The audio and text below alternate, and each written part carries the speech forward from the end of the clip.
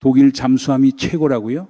직접 타봤는데 그건 아닙니다. 이 말을 한 사람은 방산 로비스트도 아니고 한국 기업의 마케팅 담당자도 아닙니다. 캐나다 해군 출신으로 독일제 잠수함과 한국제 잠수함을 실제로 모두 탑승해 본 전문가입니다. 양쪽 잠수함 안에 직접 들어가서 체계를 만져보고 운용 환경을 비교한 사람이 내린 결론이에요. 성능만 놓고 보면 한국 잠수함이 더 낫다. 이 한마디가 지금 캐나다 방산업계를 조용히 뒤흔들고 있습니다. 캐나다가 잠수함을 교체하려 한다는 건 이미 알려진 사실입니다. 그런데 우리가 보통 기대하는 시나리오가 있잖아요. 캐나다는 NATO 동맹국이고 독일 TKMS는 세계 재래식 잠수함 시장에서 가장 오래된 절대 강자입니다. 이스라엘, 포르투갈, 이탈리아, 노르웨이 해군에 납품해온 그 독일 기술. 당연히 캐나다도 독일을 선택할 거라는 게 상식이었습니다. 그 상식이 지금 흔들리고 있어요. 오늘 이 이야기를 세 층위로 들여다보겠습니다. 첫째, 캐나다 해군이 처한 잠수함 위기의 실상이 뭔지. 둘째, 한국 잠수함이 실제로 어디까지 왔는지. 셋째, 캐나다 수주가 현실이 될 경우 우리한테 어떤 의미인지. 이 순서로 가보겠습니다. 잠수함은 일반인들이 생각하는 것보다 훨씬 더 민감한 무기체계입니다. 전투기나 전차는 성능 데이터를 어느 정도 공개 비교할 수 있어요. 하지만 잠수함은 다릅니다. 수중 소음 수준, 탐지 회피 성능, 심도 한계, 전투 체계의 실제 통합 성능 같은 핵심 수치들은 기밀로 분류됩니다. 제조사가 발표하는 스펙은 어디까지나 제한된 정보입니다. 그렇기 때문에 실제로 두 종류의 잠수함을 모두 탑승해 본 사람의 직접 증언은 어떤 데이터 비교보다도 무게가 있습니다. 그리고 그 증언이 한국 쪽을 가리켰습니다. 캐나다 해군의 잠수함 이야기는 솔직히 말해서 재난에 가깝습니다. 현재 캐나다 해군이 운영하는 잠수함은 빅토리아급 4척입니다. 원래 영국 해군이 1980년대에 설계하고 1990년대 초에 건조한 잠수함인데 캐나다가 1998년에 사왔어요. 영국이 더 이상 쓰지 않겠다며 내놓은 물건이었습니다. 가격이 어마어마하게 저렴했어요. 공식 구매 대금이 약 7억 5천만 캐나다 달러였지만 이후 수리와 개조에 들어간 비용이 이미 그것을 훨씬 넘어섰다는 분석이 나왔습니다.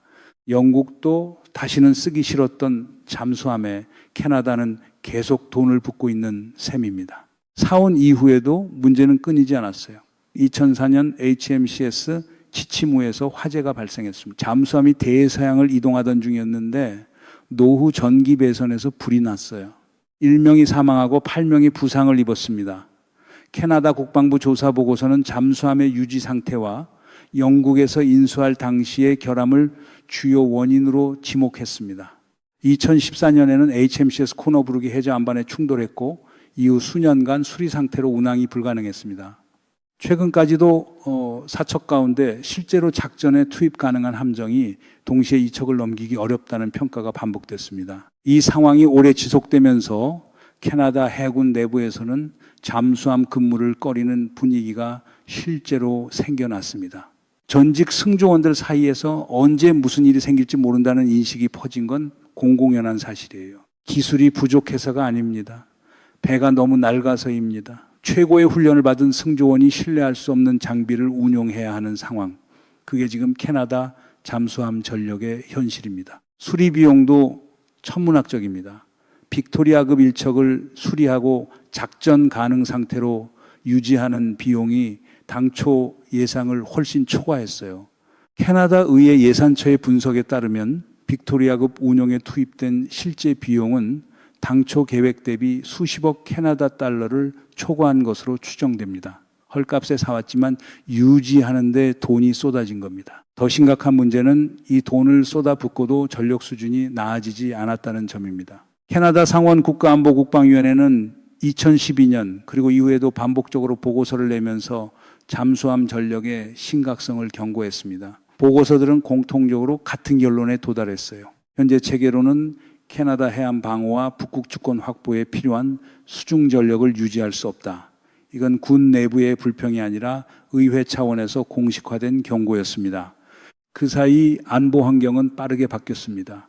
핵심은 북극입니다. 기후변화로 북극해 항로가 열리면서 러시아와 중국 모두 이 지역에 군사적 존재감을 키우고 있습니다.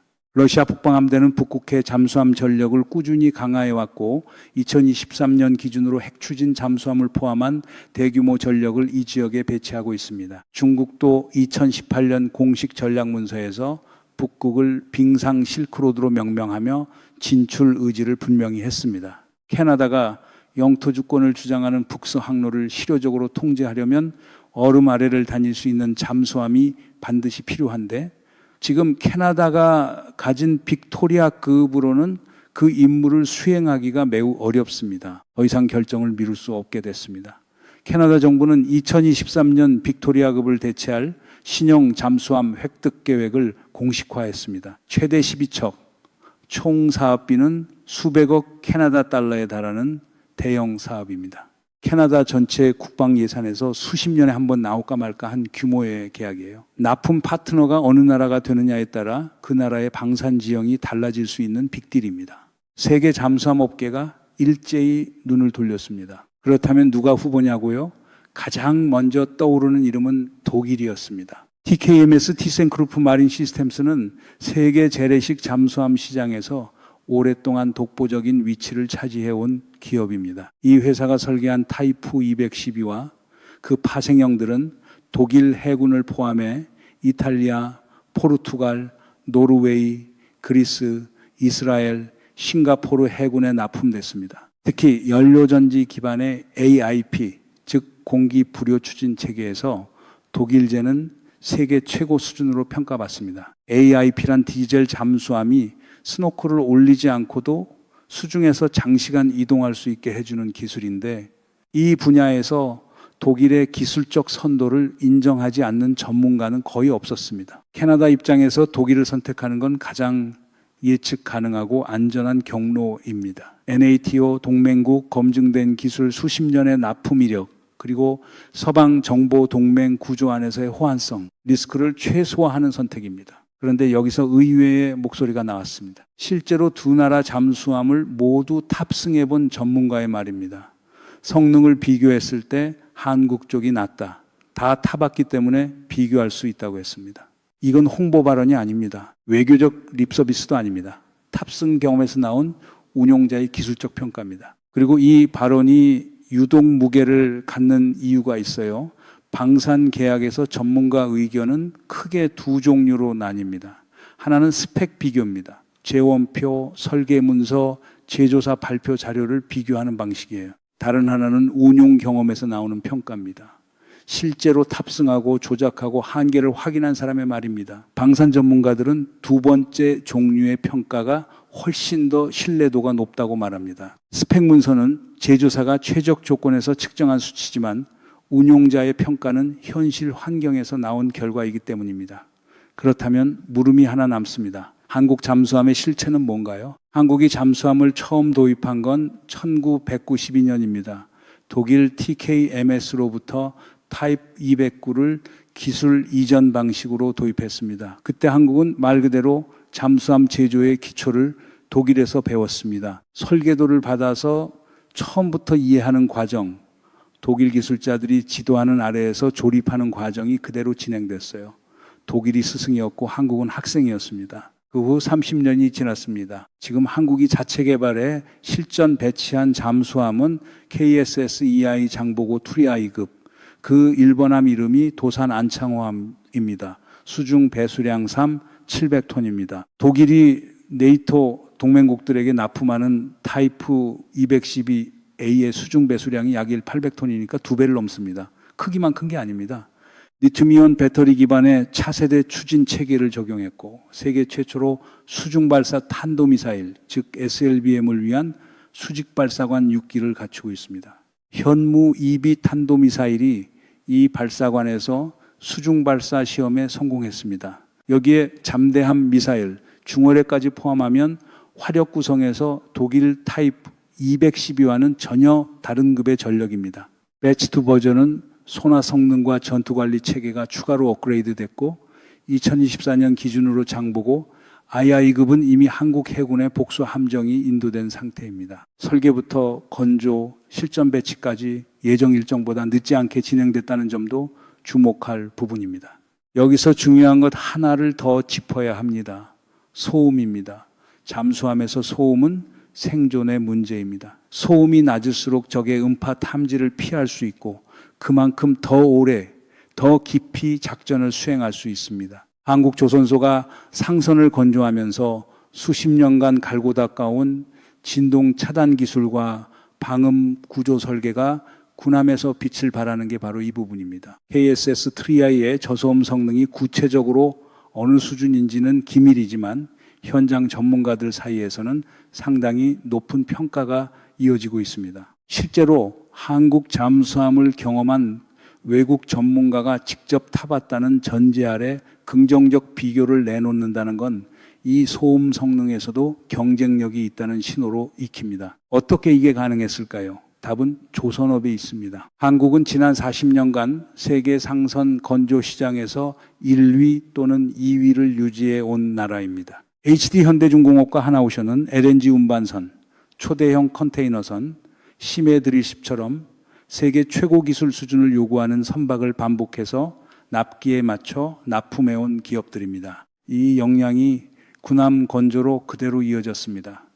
정밀 용접 기술, 소음 차단 설계, 밀폐 구획 내부 배관 시스템, 대형 구조물의 정밀 조립 공차 관리, 상선을 수십 년간 만들면서 축적한 이 기술들이 잠수함 선체 품질로 직결됩니다. 독일에서 받아온 설계를 자국의 뛰어난 생산 역량 위에 올려놓으니 품질이 달라질 수밖에 없었습니다. 거제와 울산 조선소 현장에서 일하는 기술자들의 말을 빌리면 지금은 배우는 쪽이 아니라 가르치는 쪽이라는 자부심이 실제로 있다고 합니다. 30년 전 독일 엔지니어들의 어깨너머를 보던 세대가 후배들을 가르치고 그 후배들이 만든 잠수함이 지금 세계 시장을 두드리고 있습니다. 비용 경쟁력도 무시할 수 없습니다. 독일 TKMS는 유럽의 높은 인건비와 공급망 비용을 반영한 가격 구조를 갖고 있습니다. 한국은 세계 최대 규모의 조선 생산 기반을 통해 규모의 경제를 실현하고 있어요. 타이피 212 계열의 유럽 내 납품 단가와 KSS-EI의 건조 비용을 직접 비교하기는 어렵지만 생산 효율성에서 한국이 유리하다는 건 업계에서 폭넓게 인정되는 사실입니다. 캐나다가 12척이라는 대규모 도입을 계획하고 있다면 이 비용 차이는 전체 사업비에서 수조 원 규모의 차이를 만들 수 있습니다. 또 하나 중요한 부분이 있습니다.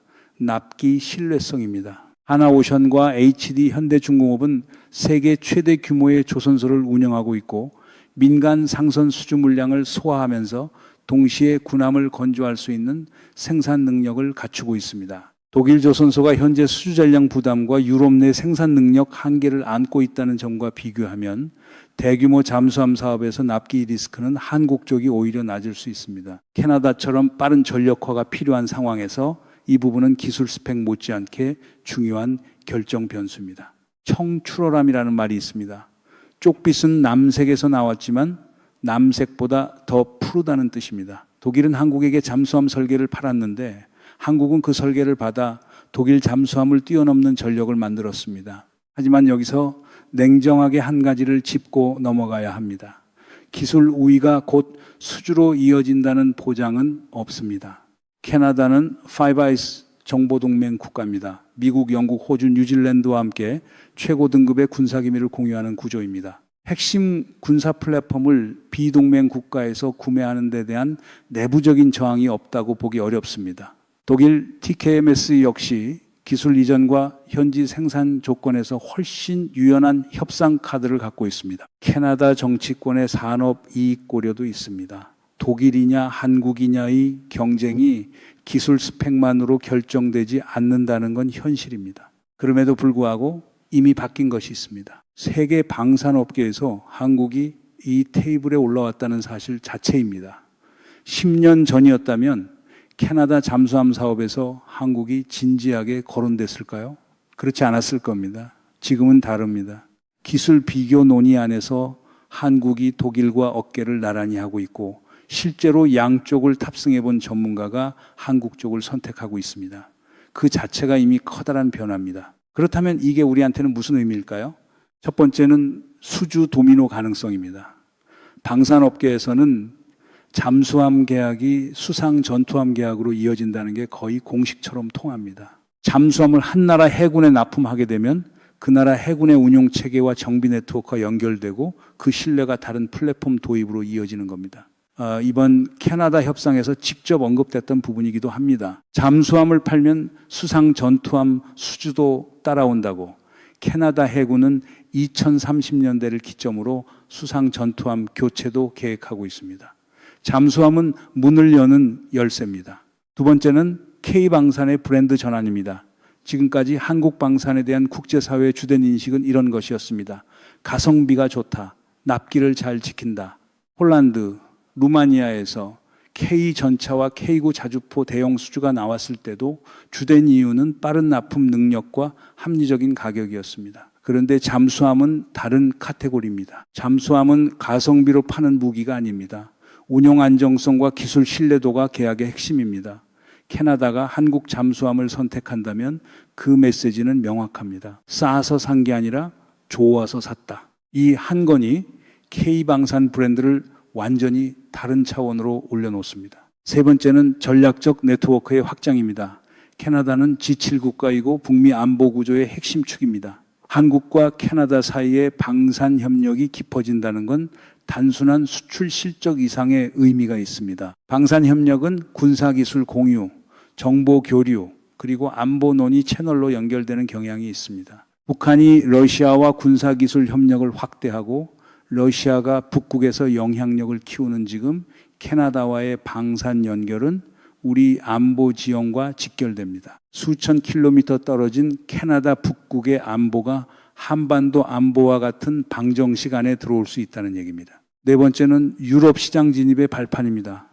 캐나다는 네이토 회원국입니다. 캐나다 해군에 한국 잠수함이 실전 배치된다면 그건 네이토 운용 표준 환경에서 한국 잠수함이 검증된다는 뜻입니다. 이 레퍼런스 하나가 이후 유럽 국가들의 잠수함 도입 논의에서 한국을 후보 테이블에 올릴 근거가 됩니다. 독일이 수십 년간 거의 독점하다시피 해온 유럽 재래식 잠수함 시장에 한국이 현실적 경쟁자로 진입하는 구조가 만들어질 수 있습니다. 여기서 한 가지 더 주목해야 할 부분이 있습니다. 북한과의 연결입니다. 한국이 잠수함 기술에서 세계 최고 수준에 도달했다는 건 단순한 수출 성과 이상의 의미가 있어요. 북한 역시 잠수함 전력을 보유하고 있고 최근 몇 년간 SLBM 발사 실험을 반복하면서 수중 핵 투발 능력을 과시하고 있습니다. 우리 해군이 동급 이상의 잠수함 기술을 자체 보유하고 있다는 사실은 북한의 수중 위협에 대응하는 억지력의 핵심입니다. 캐나다에 수출하는 기술이 동시에 우리 자신의 방어력이기도 합니다. 다시 처음으로 돌아가 봅시다. 다 타봤기 때문에 비교할 수 있어요. 이 말이 핵심입니다. 탑승 경험에서 나온 기술적 판단이기 때문입니다. 마케팅 브로셔의 숫자가 아니라 실제로 잠수함 안에 들어가서 운용 체계를 확인한 사람의 말입니다. 독일 잠수함과 한국 잠수함 양쪽을 모두 경험하고 한국 쪽을 선택했습니다. 방위산업의 역사에서 이런 역전은 드물지만 전례가 없는 건 아닙니다. 1960년대 일본의 자동차 산업이 미국을 추월하리라고 당시에 믿은 사람은 거의 없었어요. 미국인들이 일본 차를 싸구려라고 불렀던 시절이 있었습니다. 그로부터 20년이 지나자 혼다와 토요타가 디트로이트를 뒤흔들었습니다. 한국의 조선과 방산이 지금 비슷한 지점을 지나고 있습니다. 처음에는 저렴한 복제품이라는 인식이 있었지만 지금은 직접 비교한 전문가가 더 낫다고 말하는 단계에 왔습니다. 30년 전 한국은 독일에서 설계도를 받아 처음으로 잠수함을 조립했습니다. 그때 현장에 있던 기술자들은 독일 엔지니어들을 보면서 배웠어요. 그 기술자들의 손에서 자란 다음 세대가 KSS-EI를 만들었고 그 잠수함을 직접 탑승한 외국 전문가가 독일보다 낫다고 평가합니다. 독일이 씨앗을 팔았는데 그 씨앗이 자라서 독일 나무를 이긴 겁니다. 캐나다의 최종 선택은 아직 확정되지 않았습니다. 기술평가, 정치적 고려, 동맹관계, 산업협력 조건까지 넘어야 할 관문이 남아 있습니다. 독일도 가만히 있지 않을 겁니다. TKMS는 타입 216이라는 차세대 대형 잠수함 프로젝트를 추진 중이고 캐나다 사업을 겨냥한 맞춤형 제안을 준비하고 있다는 관측도 있습니다. 영국도 독자적인 재래식 잠수함 라인 복원을 검토 중이라는 이야기가 나왔습니다. 경쟁은 이제 시작입니다. 하지만 경쟁이 시작됐다는 사실 자체가 이미 한국의 승리입니다. 10년 전이었다면 캐나다 잠수함 사업에서 한국이 독일과 같은 테이블에 앉아 있었을까요? 그렇지 않았을 겁니다. 방사는 첫 번째 계약이 가장 어렵습니다. 납품 레퍼런스가 없는 나라의 무기를 사는 건 큰 도박이에요.